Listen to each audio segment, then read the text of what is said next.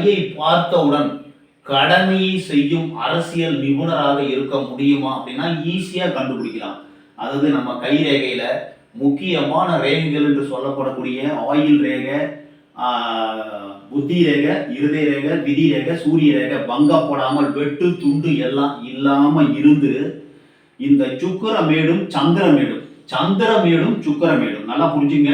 சந்திரமேடும் சுக்கிரமேடும் உயர்வாக இருந்தால் அவர்கள் அரசியல் துறையிலே மக்களுக்கு தொண்டு செய்யக்கூடிய நல்ல கடமை தொண்டு செய்யறதா அவங்க கடமை. அந்த கடமையில் கண்ணும் கருத்தும் மறந்து மக்களுக்கு சேவை செய்யக்கூடிய ஒரு உயர்ந்த பொறுப்பில் கடமை தவறாதவர்களாக, கடமை வீரராக, வெற்றி வீரராக திகழ்வதற்கு சந்திரனும் சுக்கிரனும் நல்லா இருக்கணும்.